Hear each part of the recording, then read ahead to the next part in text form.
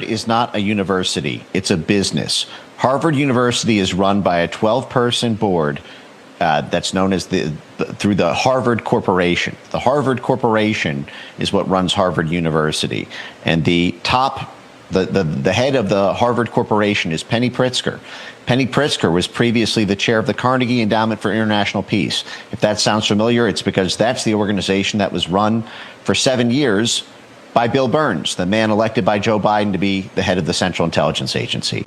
Harvard is essentially a foreign policy tool that merges financial markets with intelligence and statecraft to impact global policy, foreign policy, and the domestic drivers of foreign policy, which include running out a president who might oppose a foreign policy that interferes with Harvard's bottom line. Harvard invests deeply and has since the Cold War ended. Harvard has been deeply invested through the Harvard Endowment in seizing Eurasia from Russia, which puts Harvard directly at the center of Russiagate. In the 1990s, everyone can look up a great article called "The Harvard Boys Do Russia," or any deep dive you want to go down on a little place called the Harvard Institute for International Development, and its role in privatizing and stealing the wealth of Central and Eastern European countries, and particularly Russia, during the 1990s, when, if that name sounds familiar, the Harvard Institute for International Development may sound a little bit like the United States Agency for International Development, USAID. Harvard had its own USAID cell that got $500 million from USAID to be the long arm of USAID to loot the economic wealth of Russia in the 1990s in tandem with George Soros.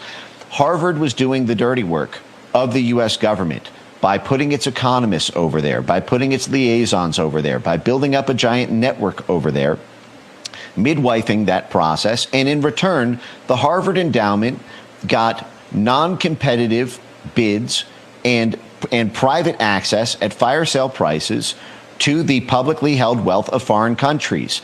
They did the same thing in Ukraine. They did the same thing all over Central and Eastern Europe. If there is neutrality with Russia, all of those assets and investments are threatened to go in the tank. Now, because the Harvard senior leadership and elite class has been completely merged with the CIA, the State Department, and the Defense Department, and USAID for 7 decades now, there has never really been an inch of daylight between what Harvard has called for and what the Bush family or the Biden family or Obama family called for. As I mentioned, Penny Pritzker. It was the Pritzker family in Chicago that spawned Barack Obama.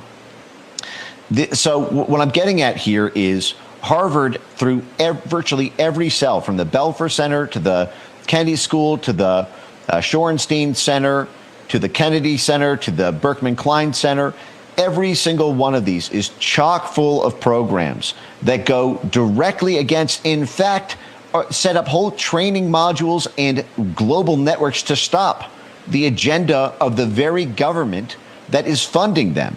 We people voted for that government. We are not voting to send our dollars to Harvard any longer.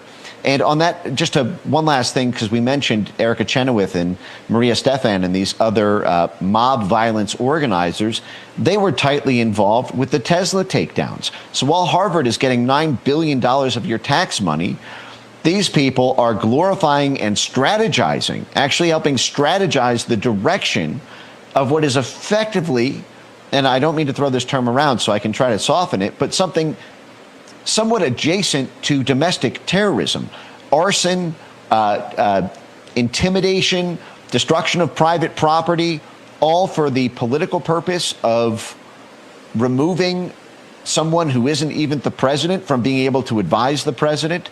This is the sort of stuff that Harvard does because Harvard builds these networks. They serve as a CIA back channel, a State Department back channel in foreign countries so that when we topple the government of Yugoslavia, and then those same financial and corporate investors gobble up those assets, Harvard Endowment invests in those companies. So Harvard has these trainees and spawns and faculty members and professionals in their centers and institutes who organize these riots to topple governments so that the new government will be pliant and give everything to the corporations Harvard invests in. It's a giant racket, and we can't let them do that to our own country like they've done to dozens of countries around.